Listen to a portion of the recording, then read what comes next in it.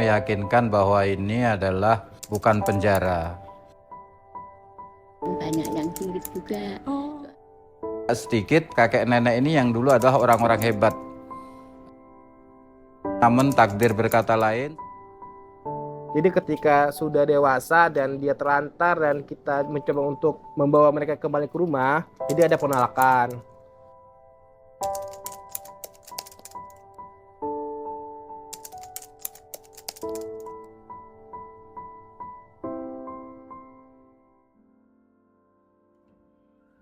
Mungkin tidak semua orang menganggap panti sebagai rumah. Toh, tempat ini memang tak bisa menyenangkan semua hati. Tapi, di balik pagar dan cat tembok yang sederhana, perlahan tumbuh hal-hal yang tak terlihat. Relasi yang hangat, rutinitas yang menyenangkan, dan rasa diterima yang tak ternilai. Disinilah mereka memulai kehidupan baru, bukan karena segalanya sempurna, tapi karena akhirnya mereka tidak lagi merasa sendiri. Inilah kehidupan baru di balik gerbang panti. Oke, Ibu, selamat siang. Sebelumnya perkenalin, nama aku Tata. Iya, selamat siang. Aku hari ini izin wawancarain Ibu ya. Iya. Oke, sebelumnya perkenalin dulu, nama Ibu siapa? Tarningsih, Tarningsih. umur saya 91. 91. Dengan Bapak siapa? Boleh diperkenalkan dirinya? Subahri, Oh, Bapak Subahri. Umur? 75. Oh, 75. Iya. Ibu tuh kalau misalnya kegiatan sehari-hari di sini tuh ngapain aja tuh biasanya? Hari Senin, Mm-mm. pagi itu jam 9 sampai jam 10 pengajian. Habis pengajian, nanti hari Selasa, pagi senam, habis senam, keterampilan segala macam yang itu dibikin itu. Oh, kalau kegiatan yang rutin dapat Mm-mm. pengajian Oh. setiap hari Senin, Rabu sama Jumat. Nah, itu angklung ini Kamis siang, senam Selasa sama ini. Itu aja. Oh, itu aja ya. Bersih-bersih ruangan lah. Mm-mm. Oh, berarti ada kayak kerja bakti buat ruangan gitu ya? Ya, Atau ruangan- masing-masing aja? Ya, ruangan sendiri. Oh, ruangan sendiri.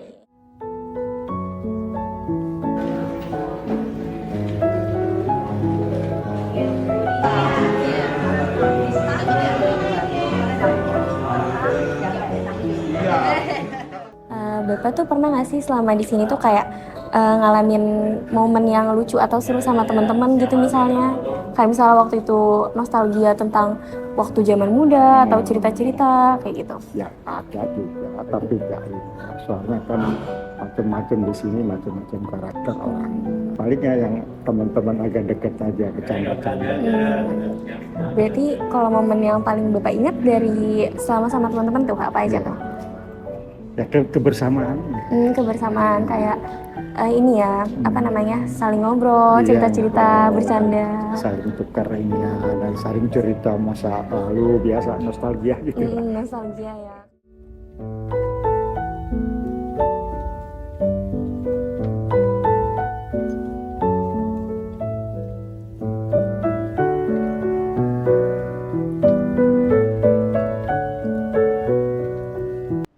Kalau momen-momen lucu itu ada teman satu ruangan itu yang seperti anak kecil gitu, jadi sudah tua tapi logatnya seperti anak kecil itu kadang-kadang bikin ketawa tapi ya jarang. Ya, soalnya di ruangan itu macam-macam, banyak yang sulit juga. Soalnya saya semua kegiatan saya ambil semua. Ibu aktif ya berarti Iya, ya. itu apa keterampilan, angklung, gamelan, senam, sudah semua saya ambil. Berarti Ibu suka semua kegiatan di sini ya? Iya.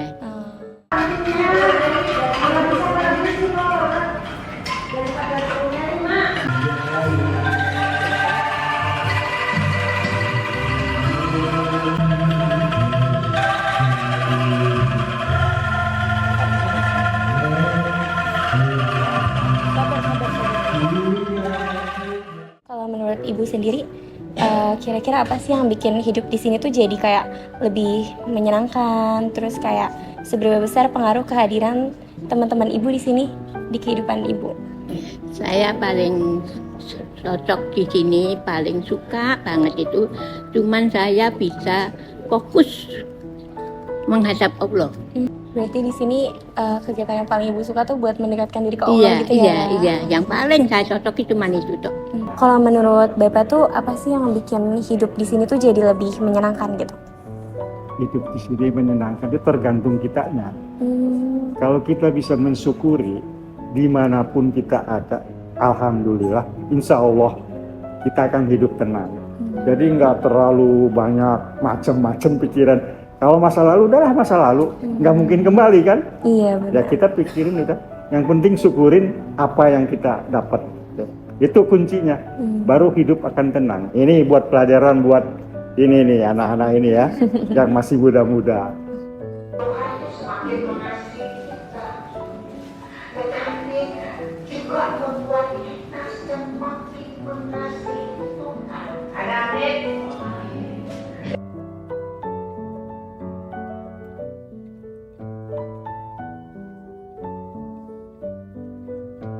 Untuk ibu sendiri tuh, ibu masih ada nggak sih harapan atau keinginan buat kedepannya gitu dalam jangka waktu panjang? Tidak ada harapan kecuali menghadap Allah. Itu. Oke. Fokus menghadap Allah. Ya ada harapan yang diinginkan sama kakek ya biar semuanya di sini bisa happy, bisa bergembira, bisa inilah senang, bisa ini. Harapan itu kan begitu. Kalau kita bergembira, senang kan enak. Kalau misalnya kakek bisa nyampein pesan ke orang-orang di luar sana, kayak misalnya untuk anak muda, itu kira-kira apa tuh yang pengen kakek sampaikan? Kalau pesan kakek mah yang penting kalau masih dalam belajar ya, belajarlah yang sungguh-sungguh. Jangan lupa, jangan sampai terpengaruh sama yang lain-lain. Kalau yang muslim jangan lupa sholat. Membiasakan menghormat orang tua, menghormat teman, dan ramah tamah. Ramah tamah itu nomor 1. Iya benar, penting ya. 2 kalinya fokus belajar, cari ilmu supaya apa yang dikepinginkan, inginkan bisa tercapai, kabul, dan bisa menolong orang tua gantian. Ini sudah diurusin orang tua sampai dewasa, sampai pintar. Terakhir dari aku paling, kalau misalnya kakek bangun tidur nih tiap pagi, kira-kira apa sih hal yang paling kakek syukurin gitu? Syukurin ya alhamdulillah masih dikasih napas. Ada doa bangun tidur kan, kita masih ada napas, masih ini ya. Yang saya bersyukurin yaitu tadi, alhamdulillah bisa terus-menerus menghadap Allah. Kalau di sini bisa lebih fokus ya untuk beribadah. Itu, Oke.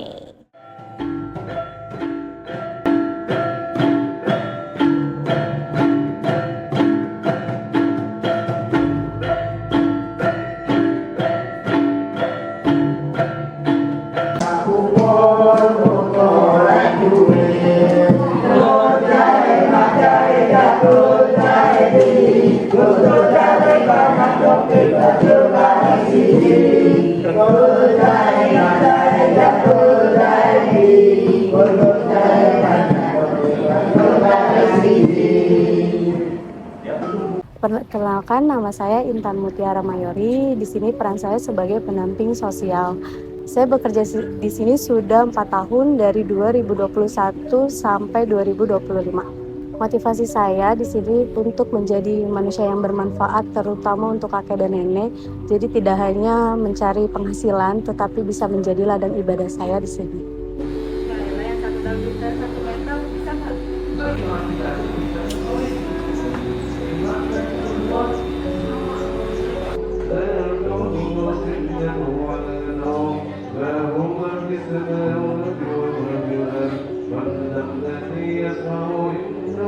Saya memperankan kakek nenek di sini sebagai orang tua saya, sahabat saya, teman dekat saya, agar mereka nyaman untuk berada di dekat saya.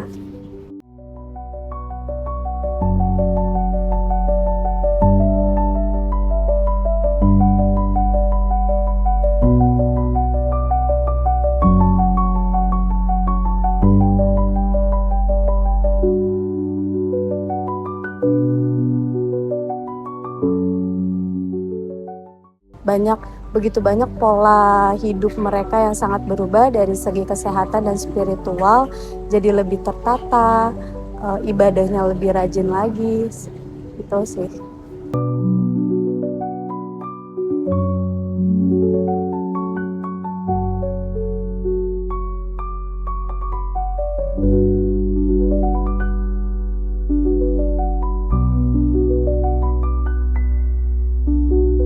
Sangat berarti keberadaan mereka, karena keberadaan mereka itu sangat memotivasi kita, terutama kalangan anak muda ya.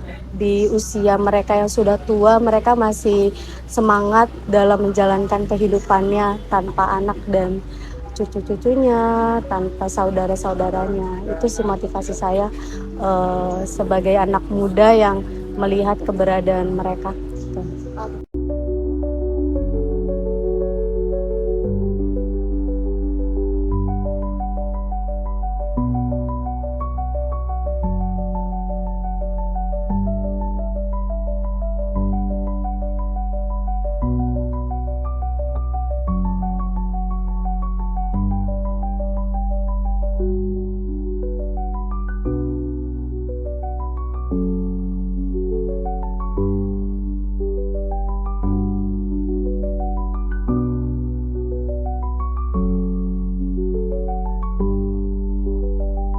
Nama saya Sukmu Safa. Saya di sini bertugas sebagai pegawai negeri sipil. Kebetulan job saya adalah pekerja sosial. Alhamdulillah ditugaskan di sini sudah mulai tahun 2019. Biasanya gimana sih cara Bapak ataupun para staf di sini untuk bisa bikin para lansia merasa nyaman dan aman tinggal di panti? Yang pertama adalah meyakinkan bahwa ini bukan penjara, tetapi ini adalah pesantren lansia dengan segala kegiatan-kegiatan yang sudah terperinci untuk menyambut kesempurnaan hidup. Yang pertama adalah ini masa depan saya juga. Saya belajar dari kakek nenek tentang seperti apa hidup di akhir karir saya nanti. Karena tidak sedikit dari kakek nenek di sini, mereka adalah orang-orang yang pernah hebat di masa mudanya. Namun dengan segala keadaan, dan mungkin itu keadaan takdir ilahi yang tidak bisa dilawan, sehingga mereka berada di tempat ini bersama-sama dengan kami. Itu yang pertama. Yang kedua, ini adalah amanah negara yang ditugaskan kepada kami, dan kami amat sangat bahagia karena tidak semua orang bisa berbahagia bersama dengan kakek nenek. Untuk kegiatan di sini terbagi menjadi dua. Yang pertama adalah pembinaan dan kesehatan. Adapun pembinaan itu pembinaan jasmani dan rohani. Yang pembinaan jasmani itu ada senam. Kemudian ada hal-hal lain yang bersifat keterampilan. Kemudian untuk yang rohani itu jelas pembinaan agama, psikososial, dan piknik keliling dalam kota.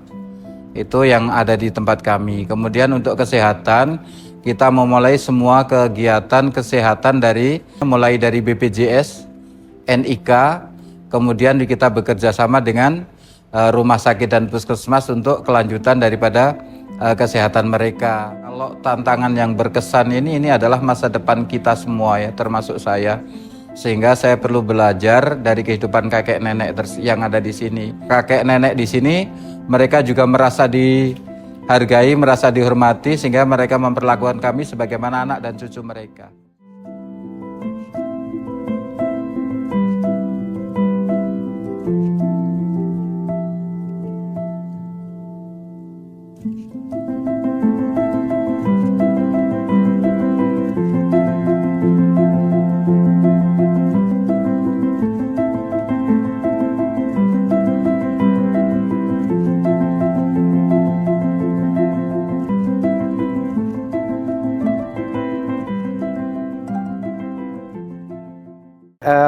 Perkenalkan, nama saya Ahmad Firdaus. Di sini saya sebagai pendamping sosial. Untuk secara terbelakang, Nenek Paringsi itu dia sebagai pedagang kelontong di daerah Jakarta Timur. Kalau untuk Pak Sobari itu sendiri, secara latar belakang keluarganya, kondisi ekonomi lumayan di saat itu.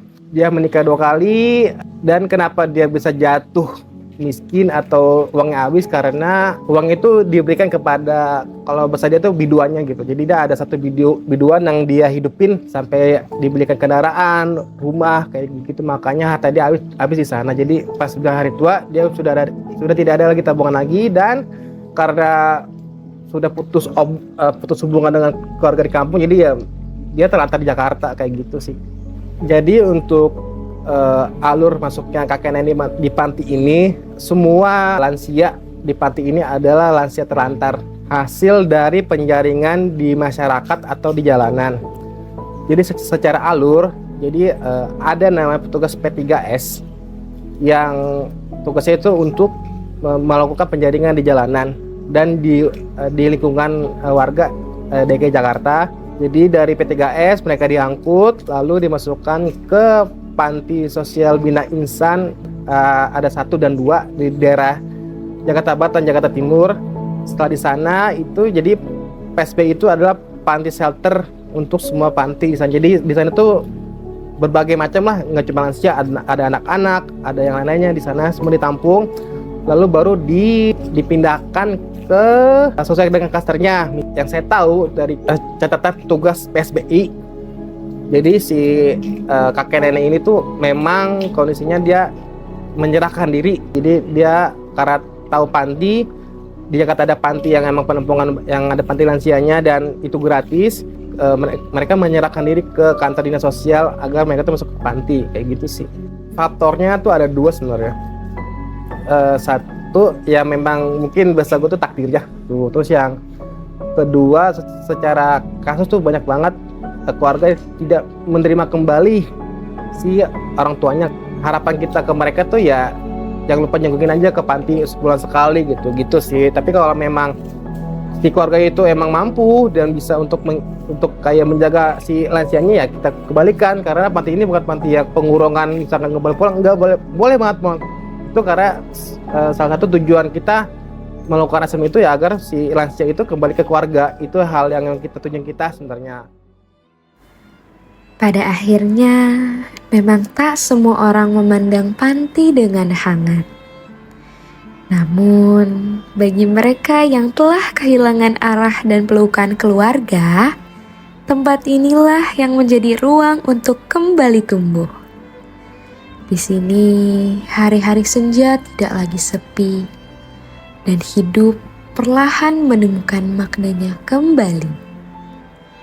Kehidupan baru itu memang tidak sempurna, tapi cukup untuk membuat mereka tak lagi merasa sendiri.